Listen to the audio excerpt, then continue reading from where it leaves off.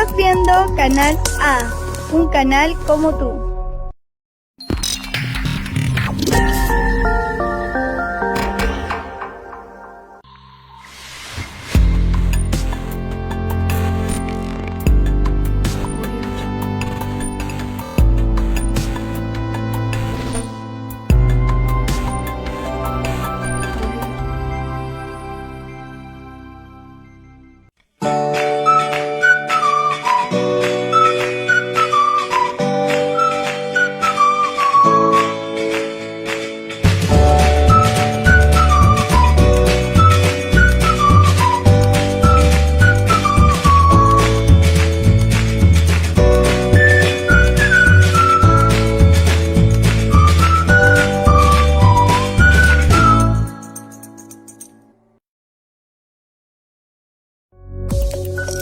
Estás viendo Canal A, un canal como tú.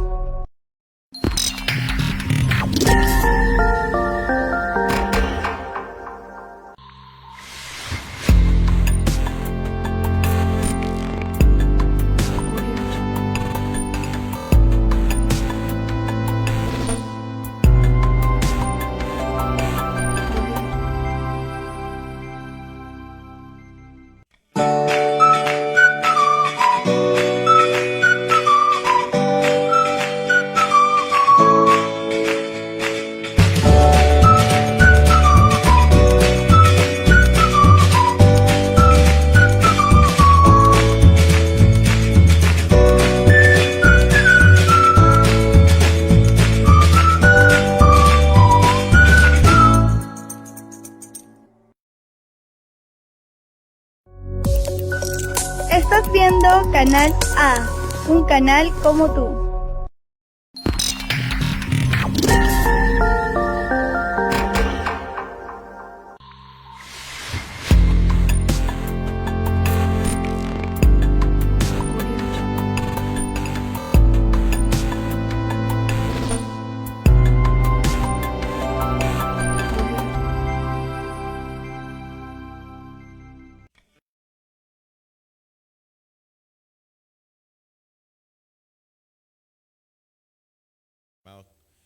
Televidentes de Encuentro Político, gracias a Canal A que nos cobija en este estreno de programa y gracias a todos los que han apoyado para que esta emisión del programa político pueda salir al aire.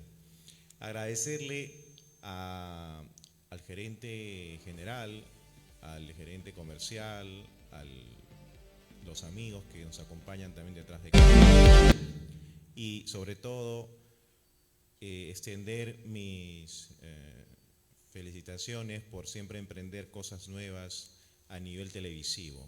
En primer lugar, recalcar que también estamos cumpliendo a nivel distrital en Los Olivos 32 años de fundación, que es importante. Y bueno, recalcar eso porque acá en este distrito pujante la mayoría son de este distrito prometedor, emprendedor y sobre todo el más joven del Perú. Queremos empezar agradeciendo también a la panelista Suami Pérez Ortega, que va a ser una de las personas que en análisis político y ciencias sociales nos va a apoyar continuamente. Y vamos a dar inicio, por el tema de tiempo, a lo que nos convoca hoy, que es el análisis de los planes de gobierno de los candidatos presidenciales, específicamente de los 6 primeros que se encuentran en estos momentos en la lista según las encuestas de apoyo y Datum. Quiero extender mi saludo también a Suami, que ya estamos en microondas. Suami, muy buenas noches. ¿Qué tal? ¿Cómo estás, Alex? Buenas noches. Buenas noches a todos. ¿Qué tal? ¿Cómo estás, Alex? Buenas noches. Buenas noches a todos. Quizás en el ámbito de tu biografía es muy extenso a pesar de tu juventud, pero quiero resumir que eres una persona que ya tienes una experiencia en el ámbito de análisis político por los conversatorios que eres invitada en el marco ya del tema académico, quizás ahora un poco más en señal ya televisiva por este medio que es Canal A. Por cierto, tu biografía va desde que eres ingeniera electrónica en la Pontificia Universidad Católica egresada y luego has pasado por diferentes programas internacionales, pero sobre todo que en ese sentido, dándote un poco de biografía que es importante para que te conozcan, has hecho bastantes trabajos de análisis de política, que es las ciencias sociales. Es por eso que eres una persona que consideramos oportuna y experta en la materia para poder dar tu punto de vista. Bienvenida, Suami. Gracias, Alex, gracias por la introducción y bueno, Gracias, Alex, gracias por la introducción y bueno, realmente creo que son momentos un poco complicados los que estamos viviendo acá en el Perú y a nivel mundial. Y creo que toda esta época electoral, por lo menos el 2021, ha sido bastante dispersa. No ha sido algo tan normal, por favor. A ver, no ha sido muy normal el ejercicio que hemos estado teniendo. Y el último domingo hemos tenido 2 encuestas que nos ponen a 6 candidatos ya en bandeja y con algunas variaciones que quizás al principio no creíamos ver. Primero creo que deberíamos hablar de un caso que está queriendo entrar a esos 6 primeros o quizás ya lo está, y es el voto duro del sur del país. Estamos hablando de Pedro Castillo, que es uno de los participantes, uno de los postulantes de la izquierda peruana. No ha sido muy visible durante los primeros meses de la campaña, pero justamente a partir del debate de la semana pasada hemos visto su presencia. ¿Qué podemos hablar de él? Hablemos algo positivo, algo negativo. Me gustó mucho su participación en el debate, una persona centrada en sus ideas, no manejó ese circo usualmente de ataques que hubo con otros candidatos y en los 3 diferentes días del debate. Sin embargo, podemos ver con preocupación algunas de sus propuestas, sobre todo su propuesta en el sector económico, que está centrada en un excesivo gasto público. Permíteme, Suami, para ordenarnos. Sí. Justamente en ese orden de análisis endémico profundo que vamos a hacer del tema de los planes de gobierno, vamos a enfocarnos, para empezar, del sexto al primer lugar, y en este sentido vamos a partir justamente del candidato Castillo, ¿ok? Entonces, empecemos por el sector económico, es decir, el análisis de su plan de gobierno en el tema de economía. ¿Realmente lo veis acorde a la realidad? ¿Realmente es viable en el tema macroeconómico su planeamiento para que el país, que en esta crisis económica que obviamente por el propio de la pandemia, es objetivo, es realmente sostenible lo que él plantea en su plan de gobierno? Economía. Justamente hay que ser realistas en la parte económica y creo que es algo que no hemos estado viendo en la población. Nos hemos estado centrando en quizás propuestas diversas que son válidas, pero son, me parece, secundarias. Y uno de estos casos es Pedro Castillo, que pretende dar propuestas con un gasto público bastante excesivo. Justamente hace 2 o 3 semanas el Comercio sacó un reporte de cómo cada partido político, cada postulante daba sus propuestas respecto al límite de gasto que puede tener cada país. Vemos justamente que hay 3 partidos que tienen un gasto público bastante excesivo y el que campeona en este ranking es Pedro Castillo. Entonces, ¿qué vemos con él? Que tiene propuestas económicas que al final van a ser inviables, van a dejar insatisfecha a la población, o en una situación más probable es de que tengan que utilizar los ahorros fiscales, que ya son muy pocos, y la población tendría que verse perjudicada. Aumentarían los impuestos para aquellos formales, entraríamos en un sistema de inflación, que es algo que creo que nadie quiere entrar. Eso recuerda muchísimo a la situación de los años 80. Entonces, Pedro Castillo, por más de que tenga un discurso que se asemeje y pueda ser compatible y empático con el sentir de muchas personas en provincias y en Lima y en cualquier región del país, no considero que su visión económica por lo menos se ajuste a nuestra realidad y sobre todo se ajuste al periodo de pandemia y crisis económica en la que vivimos. Ok. Pasemos rápidamente al quinto, que es en el tema económico, López Aliaga. Sí, ¿Qué podemos decir en su planeamiento de economía? Sí, justamente el señor López Aliaga ha sido uno de los, o es el personaje más controversial de toda esta campaña política. Él trata de promocionarse no como un político, sino como un gerente. Entonces él indica que el sistema público de nuestro país está siendo mal administrado y una persona con visión de gerencia podría ser quien solucione nuestros problemas. Algo rescatable en López Aliaga, que me pareció bastante aprobable, es su visión hacia el sector empresarial y hacia el turismo. Él mismo por los negocios que tiene o las actividades que ha realizado la mayor parte de su vida, sí tiene una visión de empresarial, de expansión hacia los mercados internacionales. Sin embargo, su discurso les juega muchas veces en contra y también todas sus actividades que ha tenido en el pasado no ha sido lo más consecuente con ese discurso anticorrupción y de transparencia que lo da ahora. Podría funcionar, pero también hay muchos expertos que dicen que tiene una economía de derecha intervencionista. Al final no queremos, el ciudadano no es que quiera depender al 100% del Estado, sino también que tiene que asegurarse sus libertades económicas y de independencia. Entonces, López Aliaga me parece que representa más una visión conservadora de la identidad de las personas que una visión económica que pueda ser rentable. Sí. Pasamos ahora entonces a Keiko Sofía Fujimori. Bueno, Keiko ha continuado la línea de propuestas que tenía en el 2016, pero con algunos cambios. Justamente hace unas semanas hacía una comparación entre su plan de gobierno del 2016 y del 2021, y Keiko empieza a ya no irse tan al centro, sino coger un poco más la derecha, no se vaya tanto a la derecha, sino se va un poco más al centro. En el plan de Keiko veo que ha rescatado bastante de los objetivos de desarrollo sostenible de las Naciones Unidas. Tiene un plan de gobierno, casi, por así decirlo, casi completo. Permite las libertades económicas, empresariales, pero también tratando de dar subsidios, etcétera.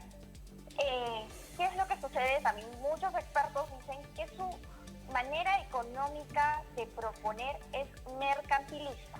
Entonces, podría existir en un futuro gobierno de ella,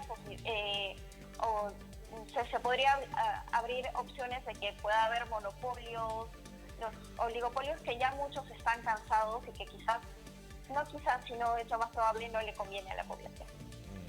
¿Y qué es lo que ella ha cambiado a comparación de lo que fue el modelo económico de su padre? ¿Hay un cambio para ti? ¿Existe un cambio del modelo neoliberal que nos insertó su padre con su primer periodo de gobierno, cuando nos sacó de la hiperinflación, con los préstamos que ya bien tú conoces a nivel macroeconómico, y nos insertó a este sistema económico neoliberal, y que con su primer ministro Boloña hay una diferencia de lo que hizo su padre a lo que ella va a hacer, o no hay diferencia? Por supuesto que hay una diferencia. ¿Qué es lo que pasa? Son dos momentos diferentes. El gobierno de Fujimori padre de los 90 era un momento específico de la historia en el que el neoliberalismo estaba naciendo. Muchas de las políticas de Alberto Fujimori han progresado positivamente en el aspecto económico, justamente por este proceso neoliberal que no solo afectó al Perú, afectó a todo el mundo. Entonces, se abrieron los mercados internacionales, empezaron los tratados de libre comercio, hubo privatizaciones, y de un modo u otro esas deudas y esa crisis económica empezó a disminuir. Ahora, el contexto que vivimos ahora no es, y el que podría asumir Keiko o propone Keiko, no está centrado en un reciente auge del neoliberalismo, sino que ya estamos en el neoliberalismo, pero con diferentes variaciones y con un factor bastante fuerte, que es la pandemia. Ahora, sí, lo que sí varía entre Fujimori padre y Fujimori hija es que ellos tienen una visión más política o constitucional. No quieren que se mueva la Constitución. Consideran que la Constitución del 93 es perfecta y con eso podemos seguir viviendo en el país.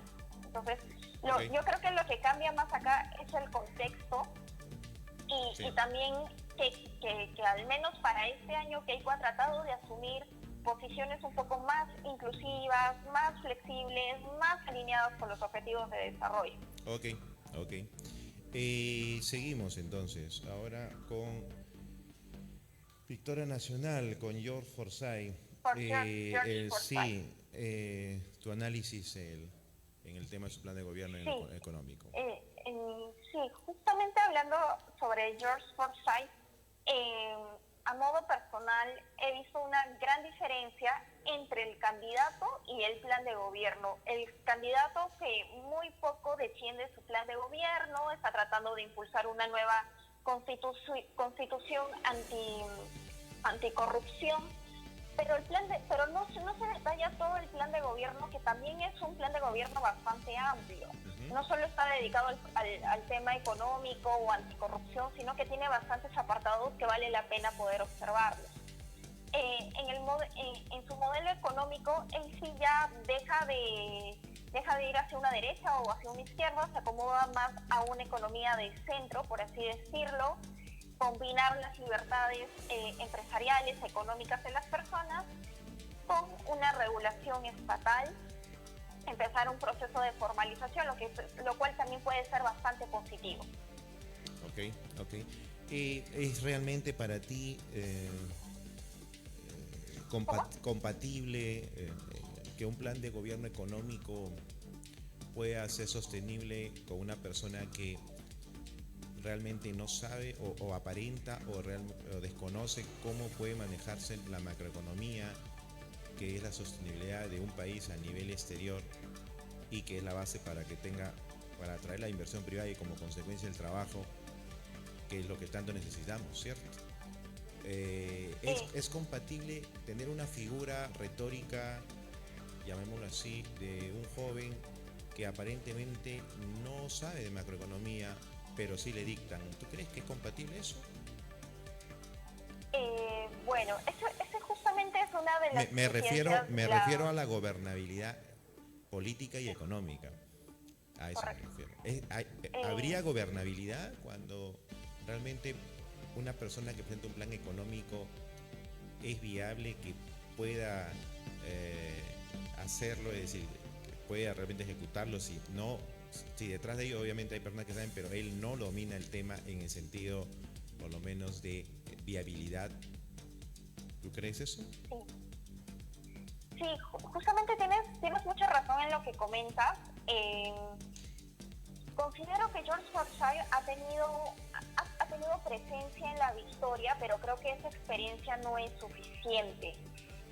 Quizás es una persona que puede estar en entrenamiento de un cargo político en un futuro. Sin embargo, justamente me preocupa eso. Él no está empapado del tema económico, de la gobernabilidad, y en un caso de tenerlo en el gobierno sería un presidente con muchos asesores que le van a decir al oído qué es lo que tiene que hacer. Entonces, y ahí quizás empieza a haber un déficit en lo que es la gobernabilidad, porque al final el presidente, la figura que nosotros elegimos, no es quien va a dar las decisiones o quien va a poder guiar el país, sino va a ser todo un grupo de personas que van a decirle soluciones y posibles situaciones que puede realizar, pero que pueden ser fallidas o no. Entonces, en ese caso, yo creo que George Forsyth debería tomar un poco más de entrenamiento, empaparse bastante del tema económico, político, Como he escuchado en una entrevista en algún momento, quizás su siguiente paso deba ser primero manejar una alcaldía otra vez, empaparse y luego, más entrenado, volver. No me parece que esté preparado para este momento, mucho menos para una presidencia en un escenario de crisis sanitaria y económica. Correcto. Sí, pero sí rescato su plan de gobierno, que los asesores que redactaron y empezaron a idear ellos, sí me parece que fue bastante atinado. Ok, pasamos a Juntos por el Perú, Verónica Mendoza. A ver, ¿qué te parece su plan económico? Sí, justo Verónica Mendoza quizás es una de las candidatas favoritas del sector juvenil, por así decirlo, juvenil universitario. Y lo que resalta en ella es la justicia social, por así decirlo. Llevar una campaña en son de la justicia social, de la justicia por las minerías, y poco nos deja ver qué es lo que está planteando en el tema económico, que cuando uno lo analiza, de verdad da miedo. Es uno de los 3 candidatos que propone mayor gasto público, que propone mayor número de bonos, pero no sabemos de dónde se va a generar todo ese dinero para que se den esos bonos, se den esos subsidios, se den créditos. ¿Qué es lo que ocurre? También existe una fuerte posición de ella a cambiar a las personas que en este momento están dominando el Banco Central de Reserva, es decir, quitar a la cabeza al señor Velarde, que hoy comanda el Banco Central de Reserva, y poner a otra persona. ¿Qué sucede con ello? Eso es algo bastante complicado y bastante delicado, porque si ponen a una persona que en su caso es la persona adecuada para llevar el Banco Central de Reserva, y en una política económica de bonos, de subsidios, va a faltar dinero. Entonces, ¿a dónde van a recurrir para sacar más dinero? Es al Banco Central de Reserva, y empieza lo que es la maquinita. Creo que todas las personas que han vivido los años 80 saben qué es la maquinita y saben que ese ha sido el principal factor de la hiperinflación que se ha vivido en los últimos años 80 y que han dejado en la pobreza este país. Otro punto que también está dando a la luz Verónica Mendoza es el impuesto a la riqueza. ¿Qué decimos de este impuesto a la riqueza? Es decir, que los más ricos del país van a tener un impuesto adicional.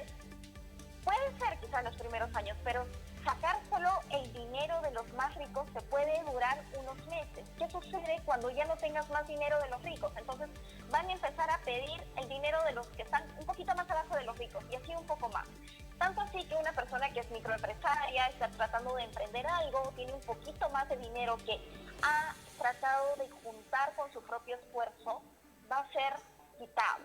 Eso no es justo. Yo creo que en este país, que casi el 80% del país es emprendedor, juega y se sacrifica muchísimo por generar el poco dinero que puede generar y de ahorrar el dinero que puede ahorrar, y me parece que es bastante injusto que el Estado te tenga que quitar ese dinero.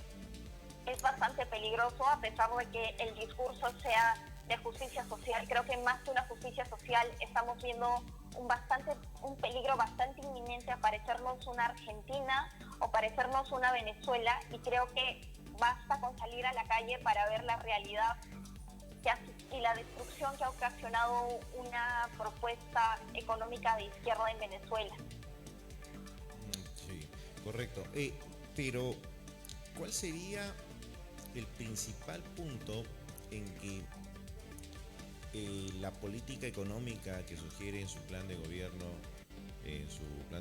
la candidata Verónica Mendoza, para ti es neurálgico para decir, acá hay demagogia, acá realmente no hay posibilidades, no es sostenible lo que ella dice para poder hacer que un país como el que ahora estamos, en esta situación, como el Perú, pueda surgir, pueda reactivar realmente su economía? Porque para reactivar la economía tienes que generar mayores puestos de trabajo, y para generar mayores puestos de trabajo, como te dije hace un momento, tienes que atraer la inversión privada.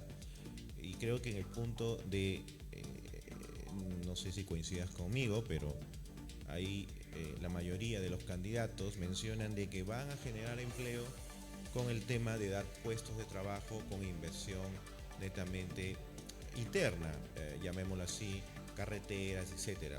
Algo que a mí me parece demagógico, porque con eso no vas a hacer que exista una reactivación económica realmente objetiva. Lo que no sucede para que puedas hacer una política económica en el que exista que las clases sociales puedan tener menores brechas, y más aún si estamos pasando esta época del COVID. A lo que me refiero es sostenible mencionar que hagamos más inversión interna en el aspecto, como lo hizo Verónica, de carreteras, inversión interna y etcétera, y generar lo que aproximadamente son 1.800.000 puestos de trabajo, bueno, que lo menciona. ¿Es viable eso para ti? ¿Qué crees en ese sentido que condicionaría o motivaría esa forma de pensar realmente? O sea, ¿para ti es científica o es una utopía lo que está pensando ella? Sí, justamente tienes muchísima razón, y mi respuesta es de que no es sostenible. Es un verdadero peligro para este momento de nuestra historia específicamente. Considero que es una de las propuestas más populistas de todo lo que hemos tenido durante esta campaña. Y es simplemente empezar a ver cómo va a ser el ciclo. Verónica propone darte bonos por muchísimas razones, darte subsidios, darte créditos. Y cuando escuchas de que, ok, me van a dar un bono, me van a dar un subsidio, te agrada. Ya, pero siempre que se le pregunta a la señora cómo va a generar el dinero para dar esos bonos, esos subsidios, nunca dice cómo lo va a hacer. Entonces, y cuando lo dicen, su respuesta es: existen ahorros fiscales. Esos ahorros fiscales son bastante mínimos en este momento, y es más, el Perú está endeudado por 100 años. Eso es buen punto. Y es algo que no he escuchado a los... lamentablemente no ha habido debates de los equipos de plan de gobierno de los partidos. Algo que me preocupa, porque sí, es cierto, el Perú está endeudado por 100 años. Y la pregunta es, ¿cómo hacer sostenible que durante 100 años que esté endeudado el Perú pueda generar esta cantidad de empleos? Porque al final es contradictorio, ¿no? Ya que ¿de dónde van a sacar esa capacidad de generar empleos propiamente, ¿no? Es por supuesto, tienes toda la razón, estamos endeudados 100 años. Y digamos, tú comentas una carretera, el gobierno va a invertir en hacer una carretera. Durante todo el tiempo que se haga esa carretera, el Estado solo va a tener que invertir, o sea, es gastar. En ningún momento va a tener una retribución para por lo menos decir, estoy ganando algo de esta carretera. Esas son obras públicas. Ahora, tenemos que tener en consideración de dónde sale el dinero de este país. Salen de las exportaciones, sale de la minería. Y eso es algo que muchas personas deberían de saber, porque prácticamente las regiones de este país están sostenidas económicamente de la minería, que entrega millones de soles y millones de dólares al año a las regiones para que hagan obras públicas, para que haya agua, luz, desagüe, casas, calidad de vida. ¿Qué es lo que sucede? Ese dinero ingresa a los gobiernos regionales, pero los gobiernos regionales no lo saben administrar o entran en problemas de corrupción. Entonces vemos una falta de gestión estatal, tanto a nivel ejecutivo central y a nivel regional local. Ok. Sí. Ahora, también nos comenta también la señora que está en contra de la minería legal, en contra de la minería, digamos, proyectos como Conga y Tía María. Indica que no hay estándares ambientales y que tienen que ser más rigurosos. Creo que lo que no sabe es que la minería actual tiene estándares ambientales desde los años 90. Las mineras se rigen por estos estándares y si no los cumplen son multados. Así es. Bueno, vamos a hacer un corte, ya que vamos a entrar a comerciales. Y seguimos con los 3 candidatos que faltan. En este sentido 2, en el ámbito económico, Orlando de Soto y Johnny Lescano. Damos pase a una pauta comercial y regresamos. Estás viendo Canal A, un canal como tú.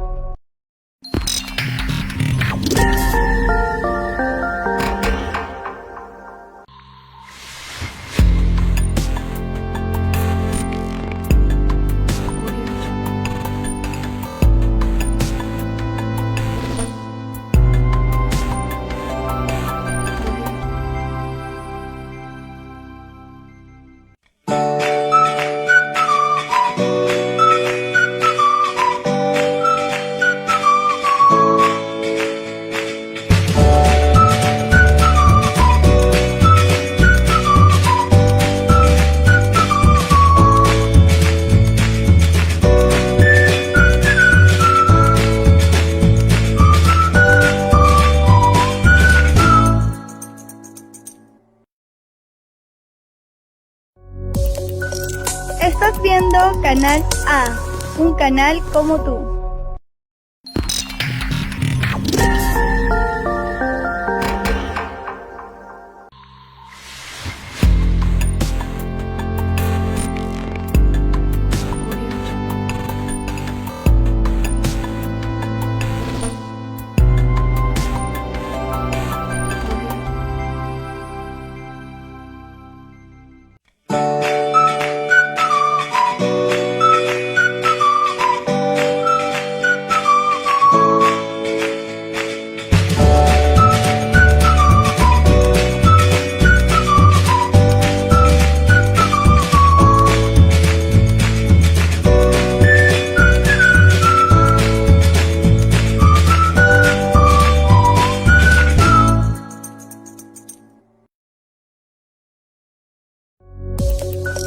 Estás viendo Canal A, un canal como tú.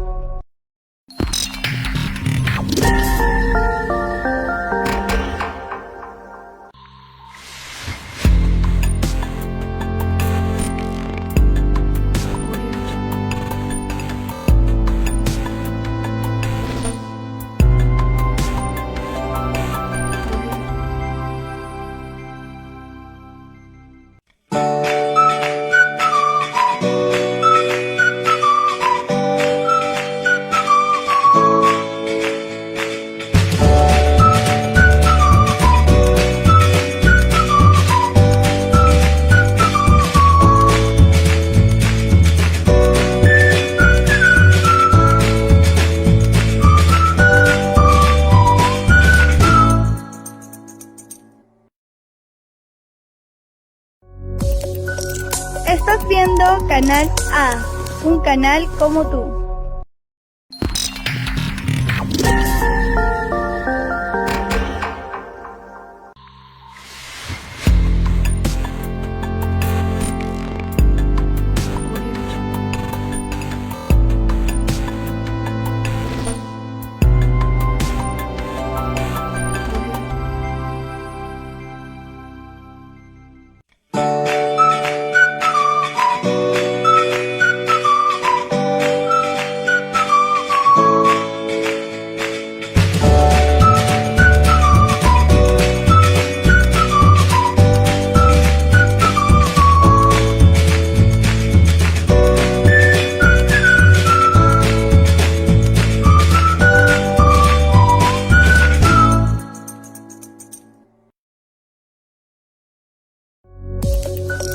Estás viendo Canal A, un canal como tú.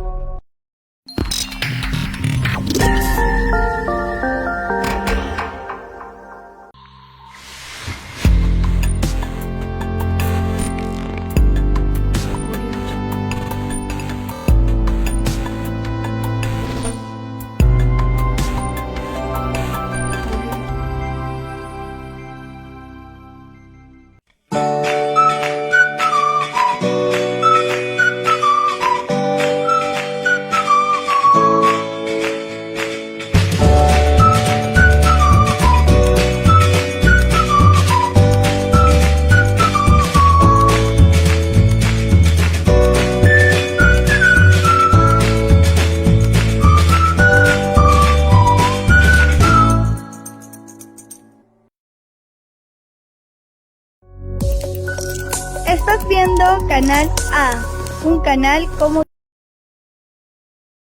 Vamos a seguir con nuestra entrevista de análisis de planes de gobierno con la analista política Suami.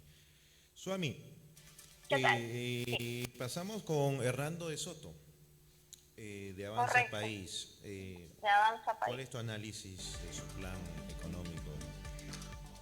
Sí, justamente cuando salieron los planes de gobierno en enero, justamente el 12 de enero, me sorprendió bastante que Hernando de Soto tenga 2 hojas de plan de gobierno. Después a las semanas ya sacaron el plan de gobierno oficial, el completo, que las personas también deben de saber que es un plan tal cual los demás, que está oficializado por el Jurado Nacional de Elecciones y por el Gobierno de la República. Y veo que su plan está estrictamente concentrado en economía y también en lo que es la parte de salud. Imagino también por lo que es su expertise.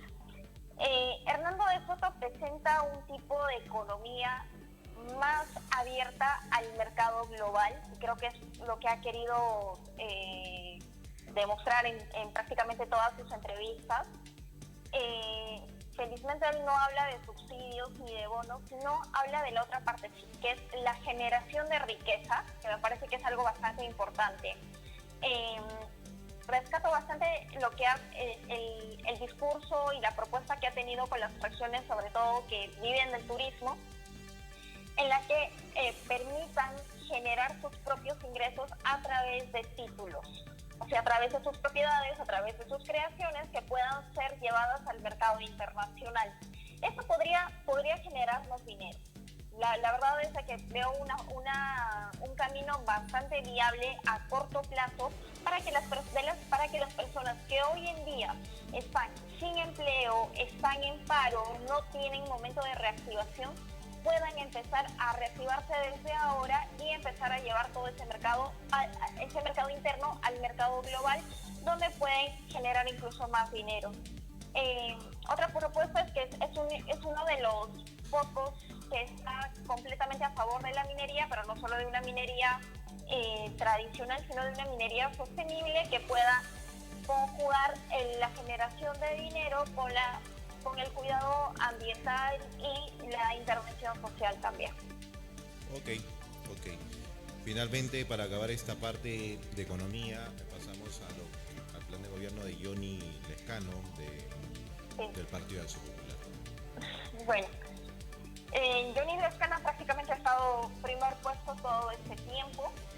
Se reconoce que es un candidato que tiene toda esa fuerza y el empuje del voto axio-populista, que es bastante fuerte en este país. Sin embargo, yo creo que Johnny Lescano podría ser un buen candidato, pero que está siendo mal asesorado. En muchas entrevistas, no solo en su plan de gobierno, trata de tener una propuesta que muchos expertos catalogan que incluso está más a la izquierda que la misma Verónica, pero podría ser modificado, podría ser mejor asesorado. Me parece un poco difícil y preocupante que vea la generación de dinero a través de poner nuevas clases de tributos. Si las personas tenemos nuevos tributos, vamos a tener que pagar más al gobierno, nos vamos a hacer más pobres. Otra vez estamos en ese círculo vicioso en el que no podemos usar de nuestra libertad económica. Lo que sí rescato también de Johnny Lescano es su impulso por la minería de litio, que todavía no está siendo explotado en nuestro país, y que realmente hoy en día en el mercado internacional el litio va a ser el nuevo boom. Entonces yo creo que por ese lado Lescano puede ser rescatable, pero tiene que volver a reevaluar este tipo de políticas de crear nuevos tributos, cuando al final eso solo va a perjudicar a las personas. Okay. Por otro lado, también lo que ha sido uno de los candidatos que se ha mostrado muy frontal con el tema de las deudas de estas grandes empresas tipo la Telefónica, que tienen deudas millonarias con el Estado y que son perdonadas. Entonces, lo ideal y lo justo es de que todas estas empresas tengan que pagar lo que deben al gobierno. Muy bien, muy bien. Bueno, pasamos entonces ahora finalmente una evaluación general del tema económico. Según lo que mencionabas, tenemos una realidad no tan positiva y seguro que en esas alternativas entre los 6 candidatos existe más de utopía que realidades objetivas de sostenibilidad para salir de esta crisis que nos ha traído el COVID en el tema de reactivación económica. En síntesis, ¿cuál sería tu balance final en temas de planes de gobierno sobre tema económico?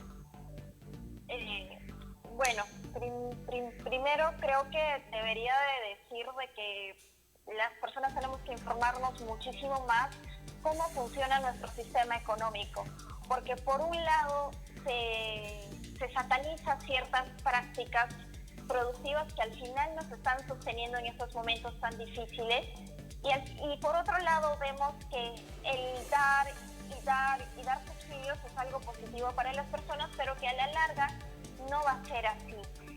Considero que es un momento exclusivo para abrirnos al mercado internacional. No todas nuestras actividades internas están desarrollándose al 100% y justamente eso puede ser complementado con la actividad internacional. Mientras más podamos producir y exportar, más vamos a poder generar y traer inversión a este país. Cerrarnos a la inversión privada me parece que en este momento podría ser un error fatal. Internamente no estamos bien, no solo económicamente. En este país hay un problema de corrupción bastante profundo y bastante enredado que no nos deja avanzar más. Por lo menos tenemos que asegurar a las personas que tengan cómo vivir, cómo sustentarse económicamente, porque eso también va a influenciar en su acceso a otros servicios, a servicios como salud y viceversa. Considero, Alex, que en este momento y en esta elección tenemos que aprender a elegir a nuestros representantes priorizando 2 aspectos principales: economía y salud. Es nuestros principales problemas en este momento y que deben ser resueltos en el plazo más rápido posible. ¿Tú crees que finalmente podamos en esta bitácora, en esta forma de partidos de vientres de alquiler, de falta de madurez política, de haber podido fomentar partidos políticos con agendas realmente de políticas de gobierno que nos den esa luz que debería darnos al bicentenario, cosa que en lo particular no lo veo? ¿Tú crees que existe el peligro que podamos caer en lo que fue los 80, la época de Alan García, con el populismo que vemos hoy en día en América Latina, en algunos países, y que podamos, este progreso económico que hemos tenido, puede verse venido a menos? ¿Podemos pensar en eso? ¿O es imposible decir eso porque tenemos, como dicen algunos candidatos, porque tenemos reservas, debemos estar tranquilos, ¿no? Y que muchas veces ha manejado la política económica del país de manera muy alejada a lo que es la política tradicional que estamos viendo.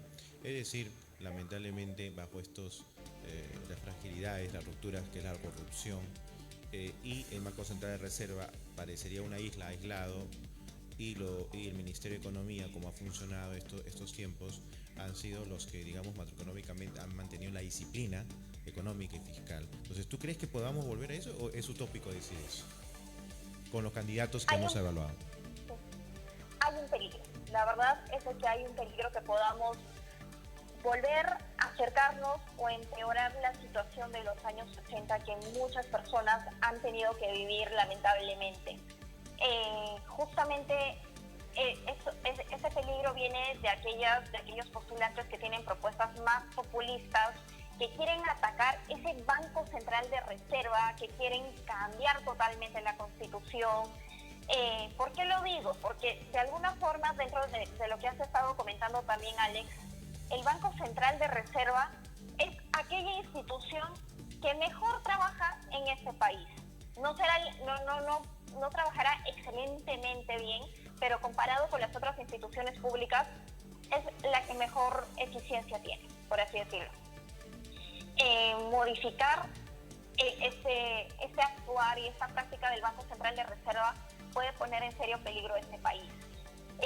Algo que comentaba con compañeros hace unas semanas era que no estamos en el año 2016, no estamos en el 2011, porque por lo menos esos años había cierta bonanza, no había pandemia, podíamos estar un poquito más tranquilos. Había, eso sí, casos de corrupción, pero por lo menos crisis económica no la teníamos de una manera tan profunda y tan lastimosa como la que tenemos ahora.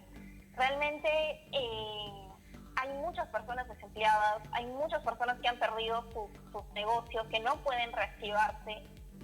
Y si tú los preguntas a ellos, también muchos de ellos no quieren vivir en una cultura de bonos, quieren una reactivación de su empleo. Entonces, entrar en ese círculo vicioso de propuestas demagógicas, populistas o de postulantes que saltan de partido en partido de acuerdo a cada campaña, sí es un peligro para nuestra economía. Con eso quiero adicionar que las personas tenemos que aprender a decidir de acuerdo a los principales problemas que tenemos. En este momento nuestro principal problema es economía y es salud. Y eso es lo que se debe priorizar. Sé que hay muchas personas que eligen a sus autoridades por un sesgo ideológico, por un sesgo de creencia, de fe quizás, o por un sesgo de propuestas para sectores minoritarios. Por más bueno que eso pueda ser o por más ventajoso que muchos puedan verlo, quizás no es lo mejor para el país en todo de este momento. Entonces, sí es ser bastante crudos con el análisis, por lo menos en economía y salud, de que los postulantes actuales están dando. Ok. Sí, porque el gran peligro siempre va a estar latente, ¿no? Si realmente vamos a poder ascender bajo este punto de quiebre de lo que ya tenemos como realidad, porque si no hemos reflexionado ahora en plena COVID sobre lo que significaría digamos derechos laborales, crecimiento sostenible, para no del ámbito macroeconómico, porque en el ámbito macroeconómico lo hemos hecho bien, ¿no? Sino en el ámbito netamente de lo que es el chorreo, es decir, de ya no ver estos informales que al final estos informales peruanos han tenido que valerse por sí mismos, desamparados del Estado, ¿cierto? Y que ese disfraz que tenía se descubrió, es decir, ellos son realmente los, vamos a decir así, los anónimos de la economía de nuestro país, ¿no? Ya que si de una u otra forma esto nos ha enseñado el COVID, como consecuencia es que este sector informal, que es la mayoría del país, está realmente abandonado. Si el supuesto caso fuera de que ellos dejan de laborar, ¿no? No tienen un seguro, como en otros países no hay seguro acá de desempleo, no hay ninguna ley que les ampara porque obviamente son informales. Entonces el problema es que muchos hablan del sector formal como reactivación económica y se olvidan de que la mayoría son informales. Correcto. Entonces todos son hipótesis porque están haciendo planes, más no son demostrados. Entonces hay un sesgo ahí que realmente esperemos que se pueda cumplir, ¿no? Ajá. Sí, y justamente tienes muchísima razón en lo que comentas, porque casi el 80% del país, justamente con la pandemia que empezó el año pasado, se convirtió en un sector informal. Y al ser informal no tienes derechos laborales, no tienes un seguro de salud, estás desamparado. considero que el gobierno que tenga que entrar tiene que hacer un trabajo duro en la formalización de todas estas personas y viendo cuál es la realidad ahora de la formalización. Muchas personas microempresarias que están en este sector informal han querido formalizarse, pero ven un proceso burocrático muy denso que los limita a continuar. Entonces hay que flexibilizar un poco por ese lado y también empezar a conocer a la población, porque los bonos que hubieron el año pasado, que se dieron este año, fueron destinados en muchos casos a personas que no lo necesitaban y personas que de verdad sí lo necesitaban, hasta ese momento no reciben un bono.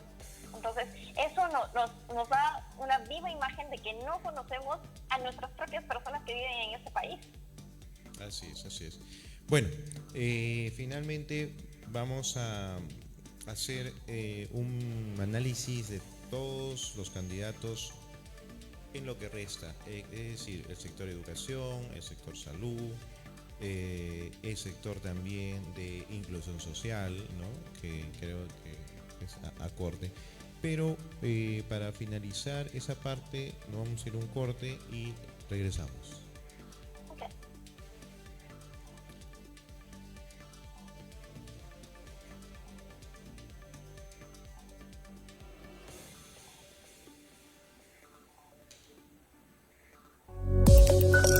Estás viendo Canal A, un canal como tú.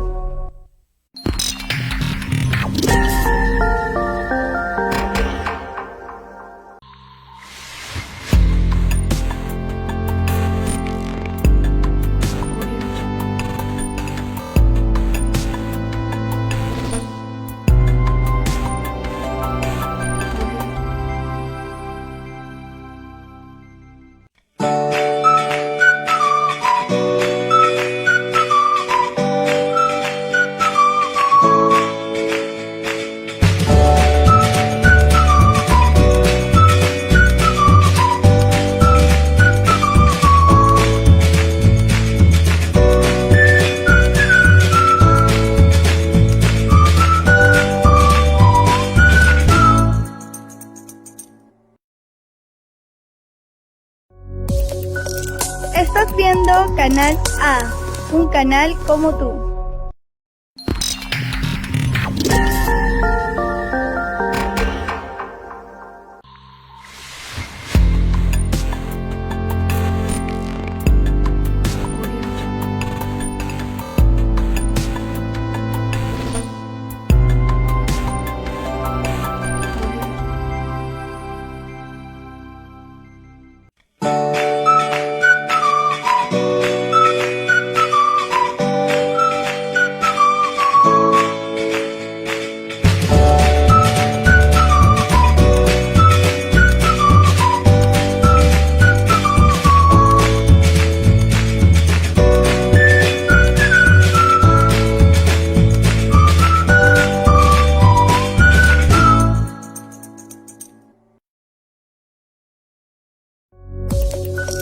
Estás viendo Canal A, un canal como tú.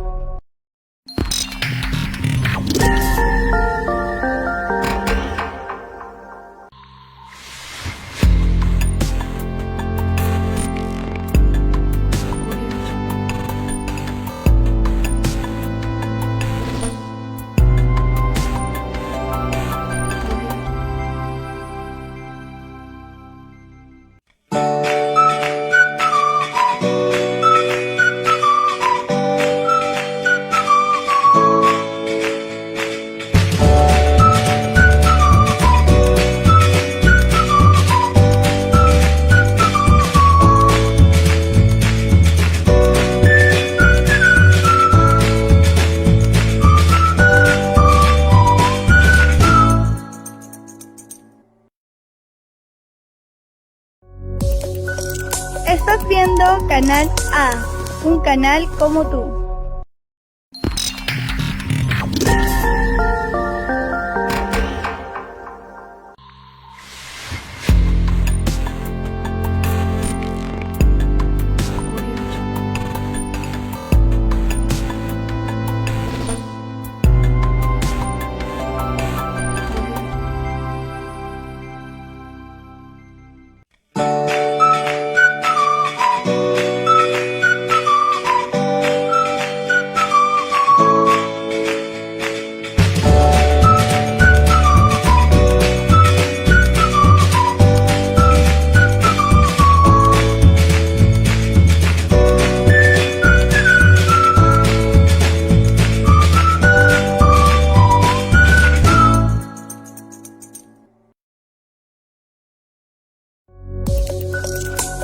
viendo Canal A, un canal como tú.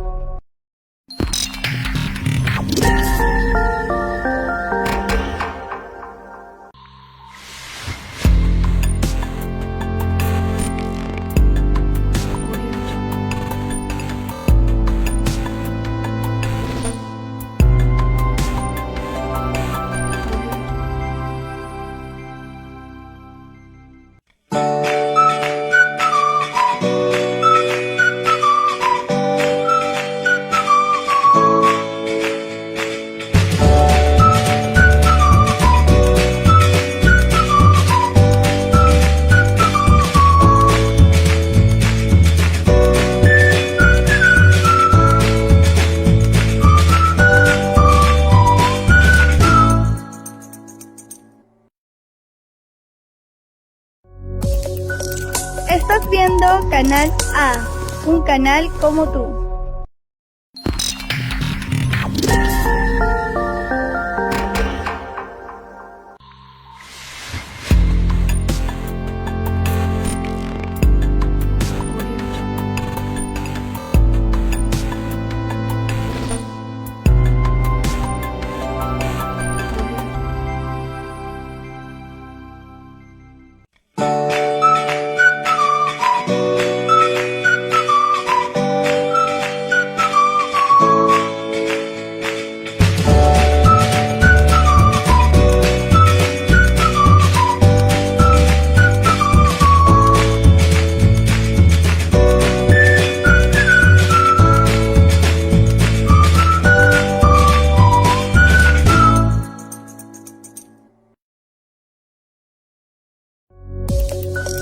Estás viendo Canal A, un canal como tú.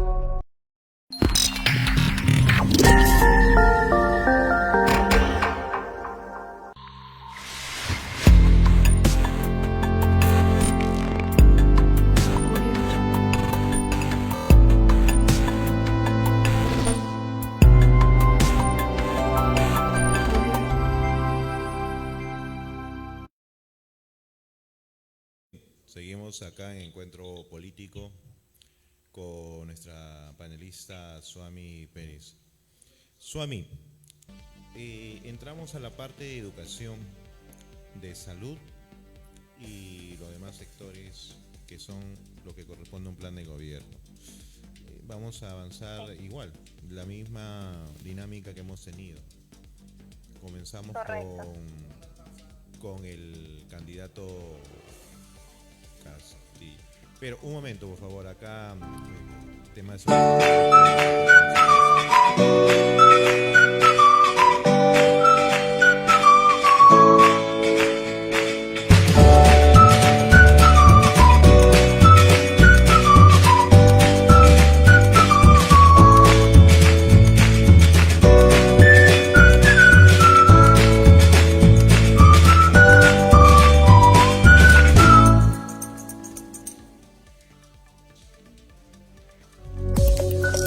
Estás viendo Canal A, un canal como tú.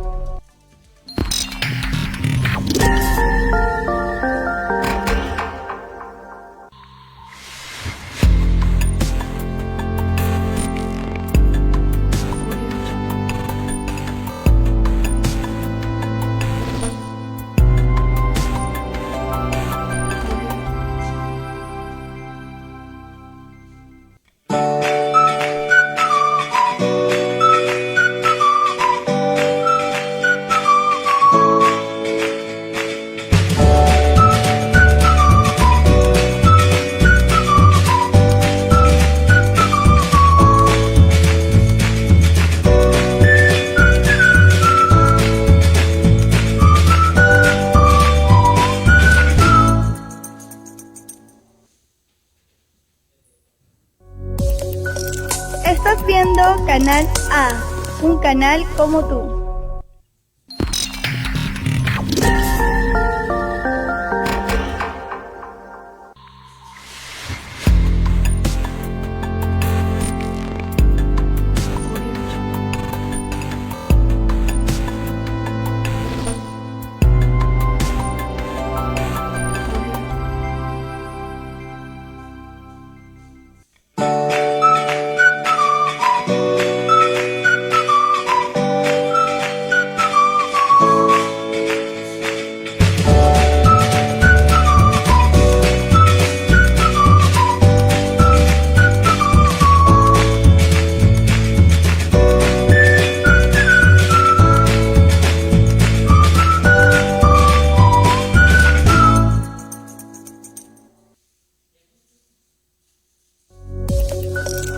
Estás viendo Canal A, un canal como tú.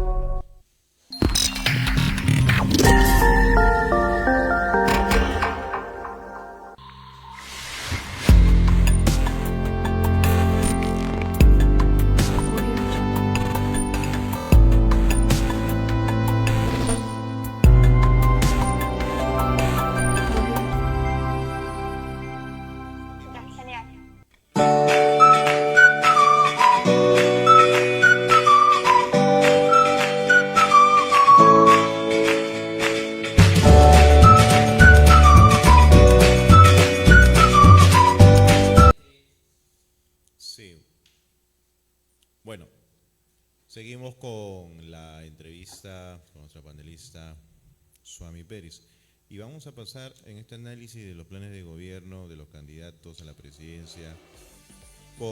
Ya hemos acabado el tema económico, ahora con el tema de educación, el tema de salud y los otros sectores en forma bastante breve. Suami, empezamos con la misma dinámica con el señor Castillo.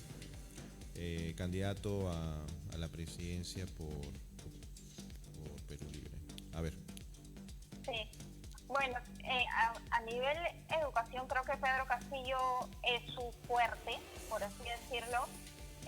Justamente él es docente y definitivamente él quiere mejorar la calidad educativa, no solo de los estudiantes, sino también las condiciones laborales de los docentes y la infraestructura en los colegios a nivel nacional, sobre todo en las regiones más pobres y más remotas del país.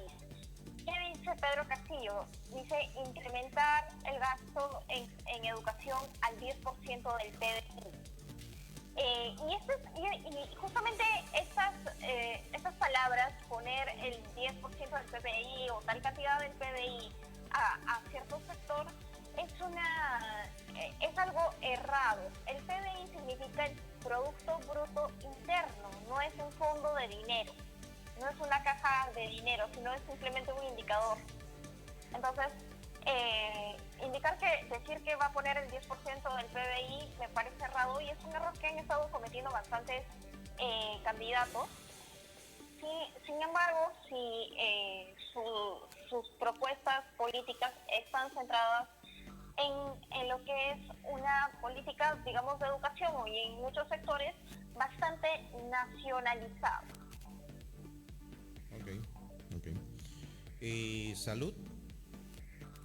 En el caso de salud, él también, al igual que la señora Verónica Mendoza, plantea de que las vacunas deben ser administradas desde el Estado, no tratar de tener algún tipo de vínculo o apoyo del sector privado. Y eso también es bastante perjudicial, porque ¿qué sucede? Va a llegar un momento en el que estamos ahora, que no tenemos ni siquiera 1 millón de personas vacunadas, que el proceso de vacunación está tan tardío que no sabemos cuándo va a ser nuestro turno. Mientras tanto, las personas están contrayendo más y más el virus, las cifras de contagiados diarios es bastante alarmante y sobre todo la cifra de muertos.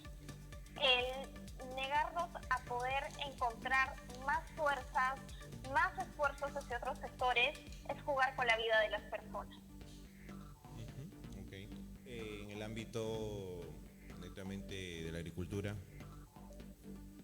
En el campo de la agricultura, él está proponiendo que haya mayor inversión también hacia la agricultura, dejar el tema minero y concentrarnos en el tema agrícola. Y esto también es una propuesta que hay en otros candidatos, que es ir hacia cierto sector y dejar el otro. Yo, al menos de manera personal, creo que no debemos de menospreciar ninguna actividad productiva que tenemos en nuestro país. La agricultura no es menos que la minería y la minería tampoco es menos que la agricultura. Son dos sectores que deben ser empoderados y para ser empoderados se necesita tecnologizar. Que las empresas que estén en esos rubros sean legales, sean formales y que puedan verse incentivadas por innovación, por tecnología. Porque solo así no solo se va a vender la materia prima, sino vamos a tener la posibilidad de poder enviar a otros países, comercializar productos ya manufacturados manufacturados que van a incrementar el valor del recurso y va a generar mayores ganancias económicas. Okay. En el sector de política a nivel internacional.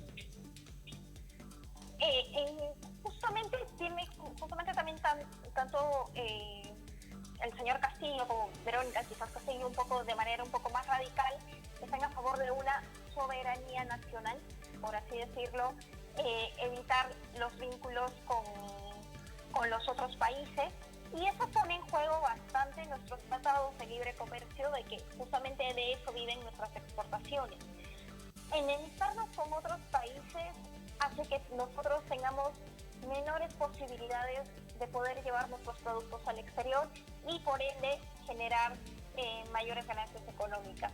El punto no es enemistarnos con otros países o creer que los otros países nos someten, sino es tratar de enviar nuestra mejor calidad de producto manufacturado y tecnologizado para que nosotros también podamos comercializar y competir en el mercado internacional con precios justos.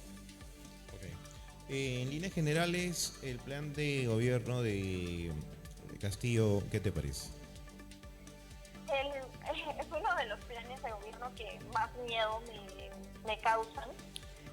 Sé que muchas personas se sienten bastante identificados con él justamente por su condición de docente, que ha estado en muchas manifestaciones, ha sido un dirigente. Sin embargo, creo que no nos debemos dejar llevar por eso. Tal vez apostar por Pedro Castillo es una forma más de hacer retroceder a nuestro país. En vez de evolucionar, es de involucionar y poner en riesgo nuestra economía, que ya está bastante desgastada. Ok. Pasamos con López Aliaga. A ver, un resumen de todos los sectores. Empezamos igualmente por salud. ¿Con salud?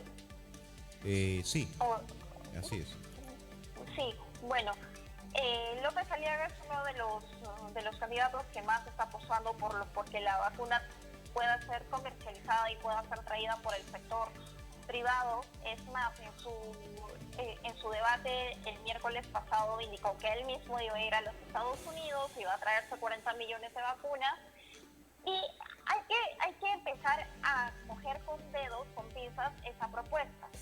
En sí, el sector privado sí debe de apoyarnos. Quizás en este momento no va a poder traer exclusivamente una vacuna, porque hay muchos laboratorios que no están vendiendo a privados, sino están vendiendo directamente a gobiernos. Sin embargo, yo considero que los privados tienen que ser una fuente de apoyo, por lo menos en la logística, el transporte, la distribución de la vacuna, hasta que llegue un momento que los laboratorios empiecen también a vender a empresas privadas, que imagino que este año ya va a ser así. Quizás va a ser en el segundo semestre de este año. Ok. En el ámbito de educación. En el ámbito de educación, bueno, Rafael ha concentrado más su propuesta de educación y dentro de sus discursos en que la educación, o definitivamente lo que son materias de conocimientos, debe ser dada por los colegios y tiene que cumplir la malla curricular actual, pero sin embargo no pretende erradicar lo que es el enfoque de género. Y eso puede ser positivo y puede ser negativo a la vez. Necesitamos una cultura educativa que pueda permitir que niños, niñas puedan acceder a cualquier tipo de profesión, a cualquier tipo de actividad que más les guste, pero a la vez lo que creo que sí López Aliaga tiene razón es de que quizás algún tipo de educación o conducta o sexualización todavía no debería ser tratado en los colegios. Quizás es parte de la identidad de cada persona que pueda encontrarse a sí mismo en el paso de los años con su desarrollo y pueda decidir cómo quiere ser y cómo quiere identificarse y ser respetado por ello. Ok. Bueno, estamos entonces ahora con la parte de educación, ¿no? Sí, justamente hablamos de educación. Política internacional. En el caso de política internacional, internacional él pretende mantener nuestros acuerdos, nuestros tratados de libre comercio, sí empezar a tener exportaciones, pero más que de política internacional que López Aliaga hable, eso sí, en su plan de gobierno mantiene todos nuestros tratados de libre comercio. Eso está un poco más enfocado en hacer grandes proyectos dentro del país, y eso puede ser positivo y puede ser negativo. Por ejemplo, hay algo que le discuto bastante y es la propuesta del tren costero.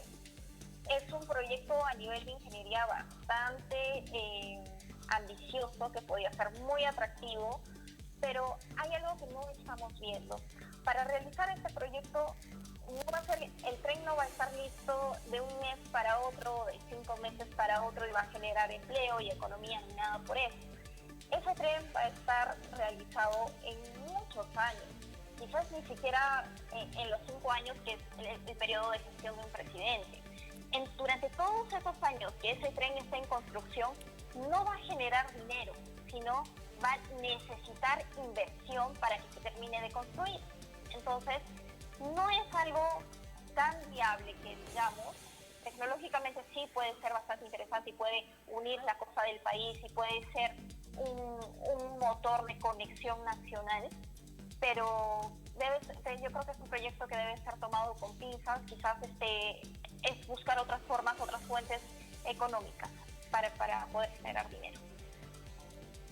Bueno, finalmente te comento de que para poder extendernos, cosa que tendría que ser con nosotros candidatos, vamos a dejarlo para el programa de mañana. ¿Te parece, Suami? Perfecto, está bien. El programa de mañana, porque queremos justamente ya finalizar. Mañana es el último día que se puede hablar de política, sobre todo. Correcto. También de análisis en este sentido. Muchas gracias por tu participación y ha sido grato poder compartir contigo este primer programa de Encuentro Político. Muchas gracias a todos los que nos han seguido, y ya será hasta el día de mañana a las 7 de la noche. Perfecto, gracias, Alex. Buenas noches, Suami. Buenas noches, televidentes. Buenas noches a todos. Gracias a los amigos de Canal A, al gerente, a Gustavito. Muchas gracias. Hasta mañana. Muchas gracias.